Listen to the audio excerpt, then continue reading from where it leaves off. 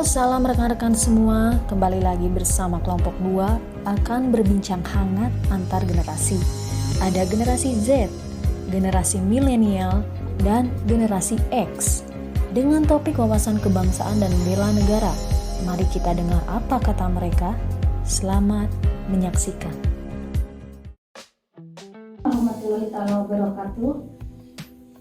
Pada kesempatan ini saya bersama Bapak Jejang Ismail ya Pak ya, yang dikenal dengan Pak Jejang Boxer. Kebetulan Bapak adalah pengurus KONI, Wakil Ketua Bidang Sarana Prasarana ya Pak ya. Perkenalkan, nama saya Muhammad Hari ini, mahasiswa dari Universitas Garut, Fakultas Ilmu Sosial dan Ilmu Politik, jurusan Administrasi Negara semester 3. Nama saya Misha Nadia Pak. Oh iya, Ibu usia berapa tahun Bu? Sekarang saya 35 tahun Pak. Ibu kerja sebagai apa Ibu? Sebagai apoteker Pak di skincare. Kalau tidak keberatan saya akan coba Boleh. mewawancara sedikit ya tentang. Untuk pertanyaan pertama ya Pak, menurut Bapak apa itu wawasan kebangsaan?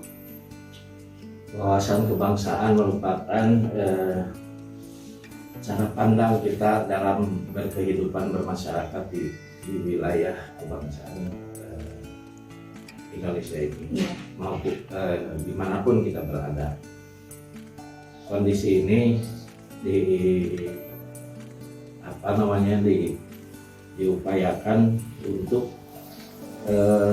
masyarakat mengerti arti dari sebuah pandangan hidup di suatu wilayah yang mana wilayah NKRI ini merupakan wilayah yang banyak suku bangsanya dan di mana kita kita tinggal bermasyarakat di sana, kita harus menjunjung tinggi kebangsaan, cara hidup berkebangsaan. Kebangsaan adalah cara pandang bangsa Indonesia mengenai diri, lingkungannya, mengutamakan kesatuan dan persatuan, wilayah dalam penyelenggaraan kehidupan bermasyarakat, berbangsa dan bernegara. Wawasan kebangsaan itu cara pandang bangsa Indonesia dalam menilai diri dan negara dalam menilai. Untuk pertanyaan kedua Bapak, mengenai bela negara, Bapak selama ini dalam kehidupan sehari-hari apa yang sudah Bapak lakukan untuk membela negara kita ini? Sekemampuan kita, dimanapun kita, baik di kehidupan rumah tangga atau di kehidupan di luar, apa yang mampu kita ciptakan atau mampu kita berikan kepada masyarakat, kita harus lakukan. Yaitu menjaga lingkungan dengan membuang sampah pada tempatnya, melakukan kalau di warga di sini kita bersih apa ya. Kemudian saat pandemi ini mungkin kita melaksanakan protokol kesehatan.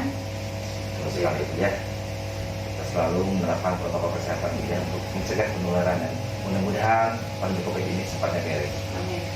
Bela negara adalah konsep yang dibuat oleh aparatur negara yang berwenang atau oleh perangkat perundang-undangan tentang patriotisme seseorang, suatu kelompok ataupun komponen dari suatu negara dalam kepentingan mempertahankan negara tersebut atau mempertahankan eksistensi negara tersebut. Adapun implementasi dari nilai-nilai bela negara yaitu seperti saat beribadah sesuai kepercayaan masing-masing, tolong menolong, dan juga gotong royong terhadap sesama masyarakat, menjaga kebersihan lingkungan, melakukan siskamling. Untuk kondisi COVID seperti ini yaitu menjaga prokes seperti memakai masker, menggunakan hand sanitizer, dan juga social distancing atau menjaga jarak. Dan terakhir yaitu olahraga sebagai kemampuan awal dari bela negara. Menurut Ibu apa isu yang paling populer yang sekarang sedang terjadi di Indonesia? Kalau untuk di sini sih isunya ketika masyarakat mengalami gejala flu, batuk, memang mereka nggak berani datang ke puskesmas karena takut di COVID kan, padahal kan belum tentu juga. Jadi ketakutan masyarakat ke fasilitas kesehatan ya, Betul. karena takut di COVID kan, Iya. ada bahasa takut di COVID kan. Ya. Iya. Hari ini kebetulan di seluruh dunia atau khususnya di Kabupaten Garut, marilah kita sama-sama mengikuti program pemerintahan yang mana hari ini di Kabupaten Garut masih minimnya kesadaran masyarakat untuk bervaksin. Iya. Ya, padahal itu kebutuhan untuk kita, bukan ini seperti dipaksa, tapi ini harus disadarkan masyarakat bahwa gejala-gejala apa yang isu di masyarakat itu lebih besar negatifnya daripada positifnya. Nah, hal ini bisa mempengaruhi kalau hasil vaksin kurang, ini level pun naik.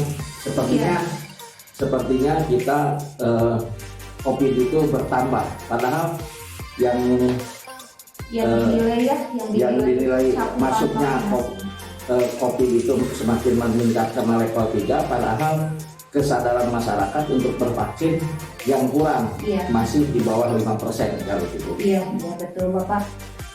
Memang Garut itu naik level ya Pak, jadi level 3, tapi kata Bupati juga, Bupati menyampaikan bahwa itu bukan karena meningkatnya kasus COVID, Bukan. tetapi karena cakupan vaksinasi vaksin. dari Kabupaten Garut itu belum Dengan kejadian seperti itu apa dampaknya sih Bu? Dampaknya ya COVID sekarang semakin merajalela Pak, karena memang tidak segera ditindak. Dampaknya kita tidak bisa mendeteksi Bu ya penyebarannya seperti apa, jumlah yang terkena berapa, bagaimana cara penanganannya nih. Iya. Ya.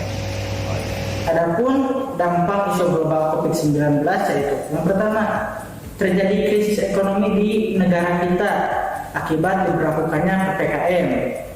Yang kedua yaitu psikologis masyarakat yang menurun menjadi lebih negatif. Yang ketiga, tingkat kriminal di negara kita menjadi tinggi dikarenakan banyaknya masyarakat yang kehilangan pekerjaannya. Dan yang terakhir adalah terhambatnya pembangunan di negara kita akibat pengalihan dana dari instansi-instansi untuk penanganan COVID-19. PPKM diberlakukan itu akan merugikan masyarakat kecil juga, karena keterbatasan beraktivitas. Karena kalau terjadi seperti PPKM kemarin di level 4 semua diisolasi, harus diam di rumah, otomatis yang dirugikan masyarakat kecil. Kemudian dari isu-isu tersebut, adakah cara yang bisa dilakukan agar isu tersebut tidak terus berkembang dan bisa diselesaikan demi kemajuan negara Indonesia? Ya salah satunya itu saya berharap ya aparatur negara lebih aktif lagi untuk bisa melakukan penyuluhan kepada masyarakat apa itu COVID, bagaimana cara menanganinya, dan bagaimana cara supaya kita terhindar dari COVID, tidak harus selalu untuk di rumah gitu ya, hal-hal yang sederhana lah Pak gitu. Jadi masyarakat marilah kita sama-sama bervaksin, bukan untuk keterpaksaan, tapi kesadaran dari diri untuk menjaga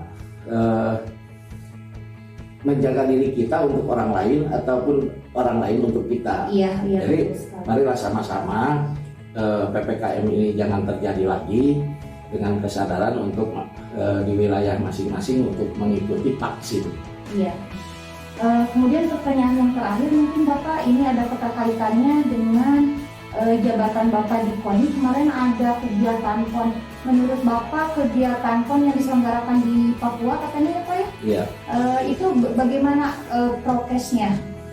Alhamdulillah saya terjun langsung ke wilayah sana, menonton, mengawal. Semua sangat dijalankan.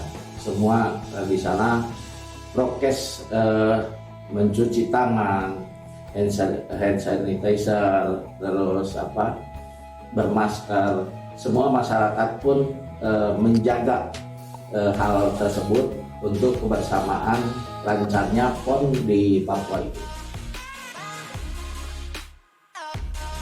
Itulah hasil interview kelompok kami dari 3 generasi Selanjutnya akan kami tampilkan analisis dari masing-masing generasi. Interview kami dengan generasi Z lebih menekankan pada kehidupan berbangsa dan bernegara di era pandemi COVID-19 yang berpengaruh tidak hanya terhadap dunia kesehatan, tetapi juga terhadap kondisi politik, ekonomi, psikologis, dan pembangunan. Interview kami terhadap generasi milenial menunjukkan bahwa latar belakang pendidikan dan juga pekerjaan mempengaruhi cara pandang kita terhadap wawasan kebangsaan dan juga isu-isu yang sedang beredar sekarang. Terlihat dari narasumber yang menyoroti sikap masyarakat terhadap penyebaran penyakit COVID-19 di Indonesia dan juga menekankan bagaimana peran serta aparatur sipil negara dalam ikut memberikan informasi yang benar kepada masyarakat terkait penanganan pandemi ini. Interview kami pada generasi tua, cara menyikapi isunya yang menjadi faktor pembeda. Modal insani yang dimiliki seperti emosional, intelektual, kemudian ketabahan, etika, moral, dan modal kesehatannya lebih matang. Terlihat dari tanggapan terhadap penyebaran kasus COVID-19 di Indonesia. Beliau sangat mengikuti protokol kesehatan dan program pemerintah, yaitu vaksinasi. Kemudian pada generasi tua didasarkan atas pengalaman yang telah dimilikinya, dengan memiliki jawaban yang lebih komprehensif dan menekankan kepada bagaimana perubahan yang terjadi pada masa lampau yang dialaminya dan pada masa saat ini.